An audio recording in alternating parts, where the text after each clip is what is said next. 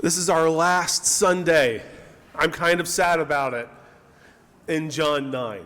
We've spent 5 weeks, 41 verses, in a man who's now healed. He was blind since birth, and now he sees everything. He'd never seen the light of day. And at first glance, this may just be a simple healing. Maybe I'm making too much of the disciples' questions at the beginning. Maybe I'm making too much of Jesus seeing this man. Maybe I'm making way too much over spit, mud, all over the man's face. Maybe I'm immature. It's probably a combination of all those things. But this man's newfound sight is not the end of the story. His healing is the beginning of trouble. You see, as soon as this man could see, his neighbors no longer recognized him. As soon as he could see, the Pharisees and the religious leaders began to interrogate him. As soon as he could see, his family kept him at a safe distance. And now he's been finally thrown out of his synagogue. He has been cut off. He's cast out, and he's alone. All because he can now see. And that's where we pick up today. We hear that Jesus heard that the man had been driven out, and then Jesus goes to find him, verse 35. And did you all catch that at the very beginning of what Lucy read? If you didn't catch it, it's what I just told the kids. It's that Jesus went and found this man. He didn't go and find him at the moment of healing. Remember, when the man goes and washes his face in the pool, Jesus isn't holding his head down in the water. It isn't as the crowds are beginning to buzz or as his family is walking away. No, it's long after the buzz fades. And it's when the consequences are seen by all of the people that Jesus goes and finds this man. Frankly, this moment, verse 35, 36, 37, it's already more honest than what is often passed as Christianity in our culture. We, and by we I mean people who wear robes like me, who have the same title as me, we tend to offer faith to people like you as an optional upgrade to your life, an enhancement for those who want, or those who we think should want to, finally get your act together. But John 9 offers us something different.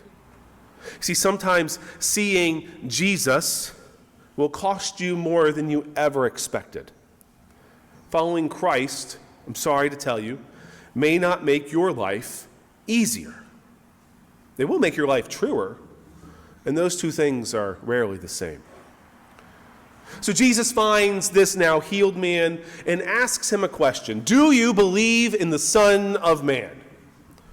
And now if we've been paying attention, this seems like a really odd moment, almost insulting for Jesus to ask this question. Because this man has already shown remarkable faith. He obeyed Jesus when he couldn't see. He walked to the pool when Jesus told him to go and wash his face. He washed his face when it didn't make sense to do so. He testified before the religious leaders, before the Pharisees. He stood his ground as his community backed away from him. If anyone had checked all of the right faith boxes, it was this guy. It was our guy that we've been with for 5 weeks. It's the healed guy. And yet Jesus' first question to him is, do you believe in the Son of Man? And then our healed man's response is, and who is he? Can you point him out to me so I can say that I'm believing in the right guy? Which means that through it all, after everything this man has gone through, blindness, spit, dirt, mud, washing, interrogations, abandonment from his family, being thrown out of his synagogue, he still doesn't see clearly. And let's be clear, this is not failure. This is faith. Because faith is not always certain. It's not always clear. It's often moving before everything is seen clearly. Faith is telling the truth about yourself, about others, before you have all of the answers. It's standing your ground when you don't quite yet know exactly what you're standing for. This man has had sight since verse 7, and we all know that big buts don't lie. Only now, in verse 35, 36, 37, 38, is he beginning to see clearly. Theologian Frederick Bruner calls this scene, this part of John 9, the beatitude of truth. Blessed are those who are kicked out of their church, of their community, for telling the truth and standing up for me. Theirs is the kingdom of heaven, and I, Jesus, am their king. That sounds suspiciously like something Jesus has said earlier. Blessed are you when people revile you and persecute you on my account. We don't much like that beatitude. If you're like me, you prefer the ones that are about mercy and peacemaking. I mean, those beatitudes look really nice on our sign on Glebe Road. If I were to put out there, blessed are you, those who are thrown out of church, I don't think that's going to sell well going into Easter. And yet, it's right here for us in John 9. This man has lost everything that he once found his identity in. His synagogue, his family, his standing in the community, his religious home. And now, according to Jesus, these are not signs that anything has gone wrong. It may be the clearest sign in the Gospels that something has gone right. Because there are times when you are most aligned with Jesus and you will be least aligned with everything else in the world. And Jesus says something extraordinary. You have seen him. The one you're speaking with, the one you're talking to, the guy in front of you with flesh and blood is he. This is the turning point. Jesus has revealed himself. But notice how he does it. There's no heavenly chorus. There's no blinding light. There's no overwhelming display of glory to be seen. Just one sentence. You've seen him. Jesus reveals just enough of himself to make faith possible and hides enough of himself to make faith necessary. God doesn't overwhelm us into belief. God does not remove all of the ambiguity from our life, and God will not answer every question that we have. God gives us just enough light to trust, which is a gift, but it's infuriating at the same time, because most of us prefer certainty. We watch on the map on Amazon as we see our packages being delivered. We want to know time and place for everything that's going to happen. We want a faith that comes with a satisfaction guarantee. And if we're not satisfied, we'll go down the street to the next church, to the next church, to the next community until we find one that best fits what we need. We prefer a God that makes everything obvious and a faith that is the same. We prefer discipleship that comes without risks. But that's not the way of Jesus. Christ does not hand us certainty with our baptisms. He instead invites us to himself. He invites us to trust him. And this now healed man responds in the only way possible. Lord, I believe. And then he falls to the ground and he worships Jesus. And this is the first moment in the chapter where everything becomes still.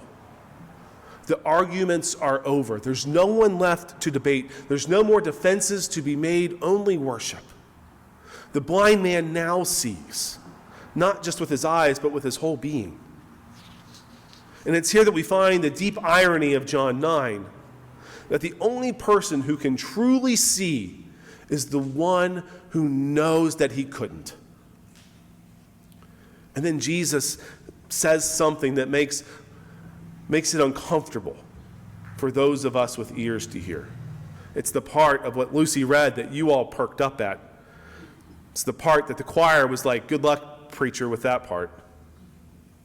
Jesus said, I came into this world for judgment so that those who do not see may see, and that those who do see become blind. You see, the problem that we've been chasing all throughout John 9 is not blindness. The problem is our refusal to admit it. The Pharisees hear Jesus talking at the very end here, and they ask themselves, he's not talking about us. We're not blind, are we? It's almost the right question. Almost. They almost got there. Jesus says, if you were blind, then you would not have sinned. But now you say that we see and your sin remains. In other words, the only thing worse than being blind is being convinced that you can see. And that's where the story ends. There's no clear resolution. There was no moral lesson for me to hand to our kids this morning so that they would be better citizens in the kingdom of heaven and the kingdom of the empire. John 9 finishes with division. On one side, we have a man who is now healed, but who's been cast out of his community, and he's worshiping Jesus. And on the other side, we have the religious leaders. They're still in charge.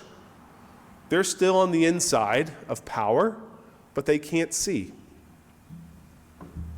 We're in the home stretch of Lent. We're going to trade in a couple weeks the purple paraments in the sanctuary for white. Next Sunday, we're going to raise and wave our palms in the air on Palm Sunday like we just don't care. And on Easter, the alleluias that have been missing for the last 5 weeks will return to our hymns.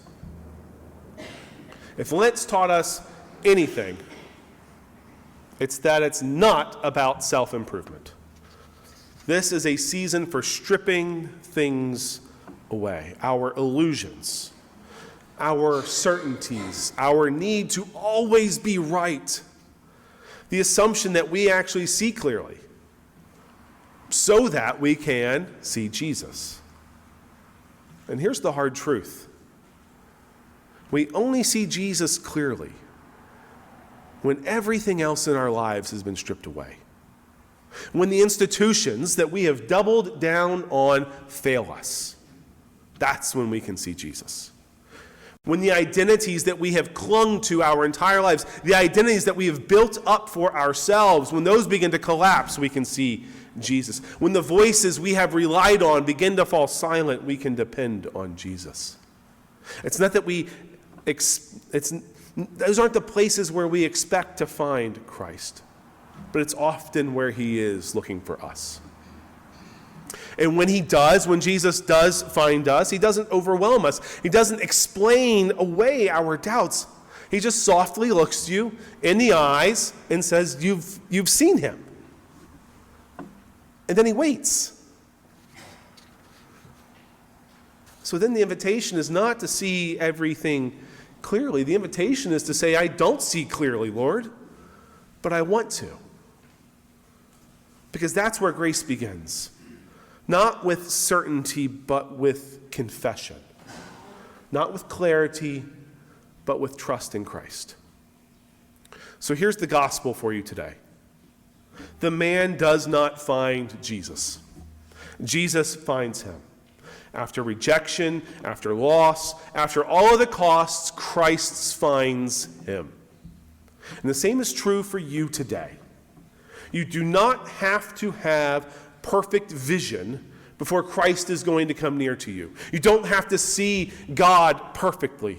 You don't have to solve every mystery of faith in order to believe. You don't have to understand the world with 20/20 vision, because the one who sees you has already come looking. Lord, I believe. And they worshiped him. Amen.